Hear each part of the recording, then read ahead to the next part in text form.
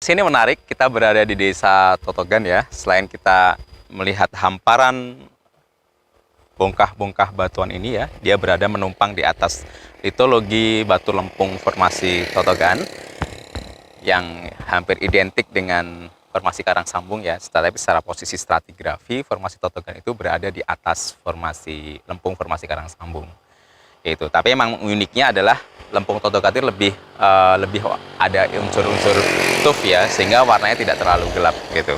Nah, selain kenapakan morfologi formasi Totogan di sini ya, kita juga melihat adanya kontras morfologi antara di sebelah kanan saya ya, ini di arah timur saya ya ini. Nah, kenapakan morfologi depan saya di sebelah kanan saya, teman-teman bisa melihat di sana ada rangkaian perbukitan yang relatif bergelombang seperti itu. Oke, dari ujung sana teman-teman melihat sebelah kanan saya itu adalah secara formasi dia adalah perulangan batu pasir dan batu lempung formasi Waturanda. Nah, kemudian di sebelah kiri saya, teman-teman bisa melihat ada kenapakan morfologi yang bentuknya seperti triangle facet seperti itu, runcing-runcing seperti ini. Runcing-runcing seperti ini. Oke. Nah, ini di sebelah kiri kita, ya relatif di sebelah utara saya di sebelah sini ya, itu batas antara satu kerucut, satu morfologi, satu tinggian, kemudian dengan tinggian yang lain, itu adalah litologi yang berbeda, seperti itu.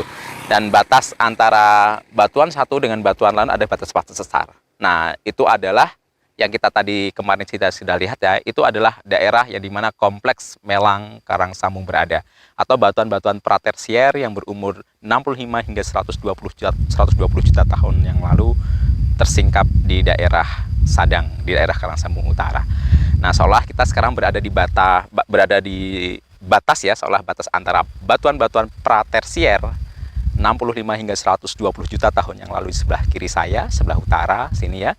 Lalu kemudian di sebelah kanan saya, teman-teman bisa melihat batuan-batuan tersier, formasi Totogan, kemudian ada formasi Waturanda, terus di belakangnya formasi Karangsambung berada. Nah, yang menariknya teman-teman saat kita melihat atau melihat perbandingan ini bisa kita lihat di dalam kenampakan peta topografi, teman-teman bisa melihat dari perbedaan pola kontur yang bisa teman-teman bedakan. Oke, apa itu? Kalau misalnya kita melihat ada landai seperti ini ya di dataran ini, di daerah formasi Totogan ini, teman-teman akan melihat pola konturnya relatif dia renggang seperti itu. Tapi saat kita membandingkan dengan di kenampakan bukit yang terjal formasi Waturanda, Gunung Paras ada di sebelah kanan saya ya, teman-teman akan melihat di dalam peta topografi pola konturnya dia rapat seperti itu. Artinya apa? Berarti ada tinggian seperti itu yang terjal, memiliki morfologi kelerengannya sangat curam seperti itu, memiliki pola kontur yang rapat. Dan sama halnya dengan di sebelah kiri kita, di mana batuan-batuan pratersier tersingkap atau kita kenal dengan kompleks Melang berada, menunjukkan pola kontur yang hampir sama. Pola konturnya dia rapat sekali. Seperti itu, garis-garis konturnya dia rapat sekali, seperti itu. Nah, kalau kita lihat kenampakan morfologi ini dalam deskripsi geomorfologi, teman-teman bisa melihat kenampakan triangle facet seperti ini, runcing-runcing seperti itu, menunjukkan bahwasanya daerah kompleks Melang yang berada di daerah Sadang ya, Sadang sampai Semboro sana, secara morfologi kita kenal dengan bentang alam struktural, seperti itu. Lalu di sebelah kanan kita, yang Waturanda dan seterusnya menghasilkan morfologi yang relatif dia landai, kemudian bergelombang seperti itu, teman-teman kita kelompokkan dalam kenampakan geomorfologi denudasional. Apa itu denudasional? Berarti dia lebih relatif aktivitas erosi mengontrol pembentukan morfologi seperti itu. Akhirnya dia relatif aktivitas erosi yang lebih dominan. Jadi ada bentang alam denudasional di sebelah kanan saya yang mengontrol perbukitan, rangkaian perbukitan bergelombang formasi Waturanda, Gunung Paras ya di sebelah kanan saya, lalu sebelah kiri kita juga melihat adanya bentang alam atau geomorfologi bentang alam struktural. Karena batas-batasan pembentukan morfologi itu dipengaruhi oleh aktivitas batas-batas sesar yang sangat intensif sekali. Nah, selain adanya kontrol eksogen tadi itu yang mempengaruhi pembentukan geomorfologi di suatu tempat, mungkin teman-teman bisa membandingkan kalau kita sekarang berada di daerah pegunungan ya, pasti sangat kontras atau berbeda dengan saat kita melihat morfologi di pantai. Teman-teman lihat di pantai, kita akan menjumpai morfologi atau batuan-batuannya relatif cenderung didominasi oleh batu pasir. Oke, dari sisi itu kita akan melihat bahwasanya secara litologi, secara batuannya teman-teman, di daerah pantai kita akan didominasi oleh batuan-batuan yang komposisinya batu pasir seperti itu, relatif seragam. Nah, selain faktor atau mempengaruhi pembentukan geomorfologi selain batuan ya, mungkin batuan itu juga mempunyai urutan-urutan.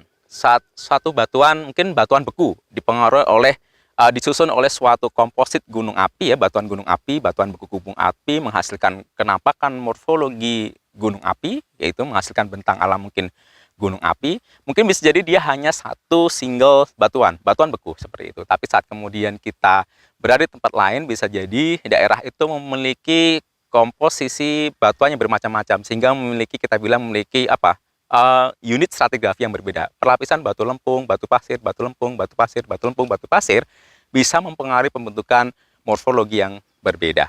Oke, jadi ada faktor litologi atau batuan sangat mempengaruhi pembentukan morfologi yang berbeda. Contoh kontras di pegunungan ya, sama dengan di pantai. Litologi yang berbeda menghasilkan kenampakan morfologi yang berbeda. Lalu juga kenampakan urutan batuan atau stratigrafi, batu pasir, batu lempung, batu pasir, batu lempung, urutan stratigrafi itu juga mempengaruhi pembentukan morfologi yang berbeda. Oke, yang ketiga apa? Kontrol struktur geologi. Suatu daerah yang dikontrol dengan struktur geologi yang intensif akan menghasilkan kenampakan morfologi yang teman-teman bisa lihat di sebelah kiri kita, di sebelah utara ya. Aktivitas tektonik atau yang kemudian termanifestasi dengan adanya kontrol struktur geologi yang intensif mempengaruhi pembentukan morfologi bentang alam struktural. Lalu kalau di sebelah kanan saya relatif aktivitas tektonik atau kontrol aktivitas sesar dan sebagainya tidak terlalu intensif, tapi aktivitas erosi dia dominan, sehingga adanya pengaruh struktur geologi dan tidak dipengaruhi struktur geologi menghasilkan pembentukan morfologi yang berbeda. Tapi secara spesifik teman-teman, sebenarnya kalau kita lihat, kita bandingkan ya, pembentukan morfologi Waturanda, kalau kita bandingkan dengan kita melihat kenampakan lebih ideal kita lihat di daerah Wagir Sambeng ya, teman-teman bisa melihat kenampakan morfologi Waturanda itu seperti tapal kuda seperti itu. Oke, sayangnya kita sekarang di sini melihatnya dari sisi sebelah utara.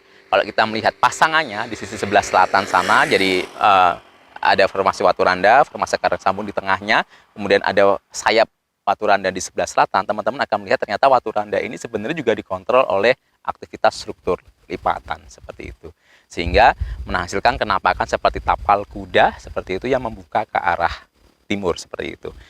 Nah, itu menarik sebenarnya kalau misalnya teman-teman ada kesempatan melihat langsung amphitheater yang membentuk atau memberikan kenampakan morfologi tapal kuda dari formasi karang sambung.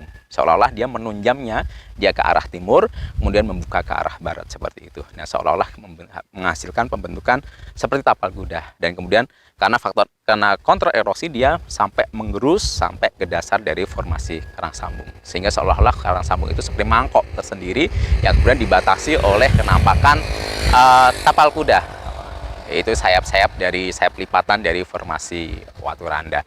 Semakin ke selatan, semakin unik kondisi geologinya, tapi yang paling pasti adalah menjadi unik saat keberadaan karang sambung utara, tersingkapnya batuan-batuan pratersier di karang sambung utara menjadi indikasi bahwasanya karang sambung utara memiliki ikon yang kita kenal sebagai tersingkapnya batuan lantai dasar samudra purba.